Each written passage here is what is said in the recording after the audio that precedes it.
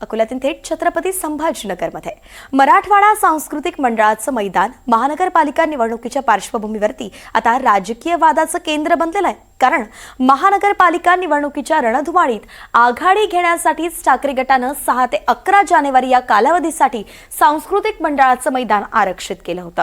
सलग 6 दिवस मैदान बुक करून शिंदे गटाला तसंच इतर प्रतिस्पर्ध्यांना सभा घेण्यासाठी जागाच उरणार नाही अशी रणनीती ठाकरे गटानं आखली होती। त्यामुळे एकनाथ शिंदे यांच्या शिवसेनेसमोर आता शहरात सभेसाठी नवीन जागा शोधण्याची मोठी अडचण निर्माण झाली होती। मात्र हा राजकीय पेच आता निवडणूक आयोगाच्या नियमामुळे सुटलेला आहे। त्यामुळे ठाकरे गटाला त्यांची नियोजित सभा पार पडल्यानंतर हे मैदान इतर पक्षांसाठी रिकामं करावं लागणार आहे। याबाबत मनपा आयुक्त जी श्रीकांत यांच्याशी बातचीत केली आमचे प्रतिनिधी मोहसिन शेख यांनी। छत्रपती संभाजीनगरचं सांस्कृतिक मंडळ आणि शिवसेना एक वेगळं नातं आहे। प्रत्येक वेळी या ठिकाणी शिवसेनेचे बडे नेते सभा घेत असतात, मग बाळासाहेब ठाकरे असो की उद्धव ठाकरे असो।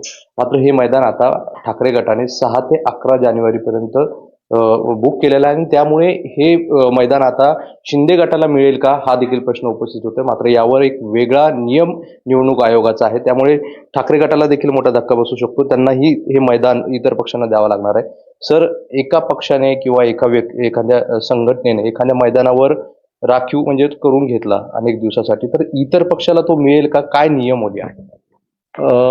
राज्य निवडणूक आयोगाच्या आदर्श आचारसंहिता आहेत आणि त्या आचारसंहितामध्ये सर्व राजकीय पक्षांना आणि तसेच सर्व उमेदवारांना तो लागू आहे।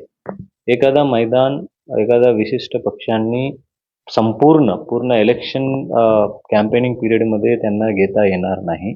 जर त्या ठिकाणी दुसऱ्या कुठलाही पक्ष किंवा उमेदवारांनी त्या ठिकाणी अर्ज केल्यास आणि जे फर्स्ट कम फर्स्ट सर्व बेसिसमध्ये त्यांना जे पहिलं भरलेलं आहे त्यांना ते प्रायोरिटीमध्ये त्यांना एका दिवशी देऊ आणि त्यानंतर किंवा अगोदर त्यांना दुसरे पक्ष जर त्या ठिकाणी विनंती केल्यास त्यांना तो परवानगी मिळू शकतो।